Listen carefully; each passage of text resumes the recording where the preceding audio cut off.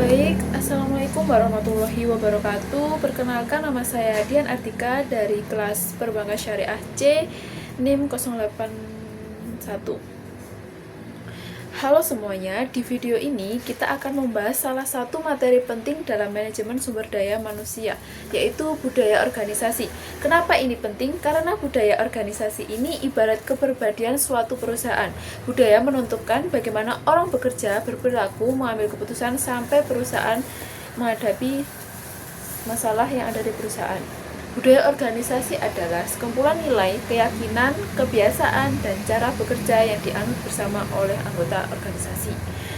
Contohnya kayak ada organisasi yang sangat formal, jadi semuanya itu serba prosedur, dan ada juga yang santai tetapi tetap produktif. Di sisi lain juga ada elemen atau komponen sebuah budaya organisasi. Yang pertama itu ada budaya organisasi, biasanya terbentuk dari beberapa unsur, yaitu yang pertama ada nilai. Nilai ini berprinsip dasar yang diyakini, contohnya kayak disiplin, inovasi, dan keterbukaan. Dan yang kedua itu ada norma. Norma itu semacam aturan tidak tertulis tentang perilaku, misalnya kayak kalau meeting itu jangan telat. Yang ketiga ada simbol. Simbol ini berupa logo, seragam, dan desain kantor. Dan yang keempat itu ada cerita atau mitos, yaitu sebuah kisah sukses perusahaan atau pendiri.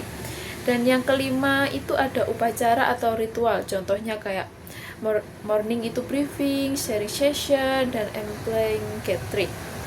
Nah, komponen-komponen ini bikin identitas organisasi ini terasa berbeda dari organisasi lain. Selain itu, budaya organisasi juga memiliki beberapa fungsi. Yang pertama sebagai identitas perusahaan, menjadi pedoman perilaku atau aturan informal, dan yang berikutnya membentuk komitmen karyawan, memperkuat stabilitas organisasi, menjadi alat kontrol sosial tanpa harus menjadi peraturan yang formal. Jadi, kalau budayanya kuat dan positif, karyawan itu biasanya lebih loyal, lebih kompak, dan produktivitasnya itu meningkat.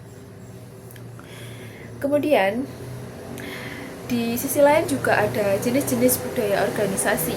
Yang pertama itu ada tipe-tipe budaya organisasi, misalnya kayak budaya kekuatan atau power culture. Keputusan terpusat biasanya dipegang oleh pemimpin tunggal. Dan yang kedua itu ada budaya peran, contohnya kayak sangat birokratis atau prosedural. Yang ketiga ada budaya tegas, contohnya kayak tim fleksibel dan harus pada penyelesaian proyek itu. Dan bagaimana budaya organisasi ini bisa dibentuk? Budaya organisasi ini biasanya muncul dari pendiri perusahaan, pengalaman organisasi, kepemimpinan, kebiasaan yang terus dilakukan sampai jadi norma. Jadi, bisa kita simpulkan bahwa budaya organisasi adalah sebuah identitas atau karakter perusahaan yang memengaruhi bagaimana orang bekerja, mengambil keputusan, dan berinteraksi. Budaya yang positif akan menciptakan kinerja yang baik, sementara budaya yang negatif justru bisa menghambat produktivitas dan pertumbuhan. Jadi itulah materi yang saya paparkan tadi, semoga bermanfaat. Akhir kata, wassalamualaikum warahmatullahi wabarakatuh.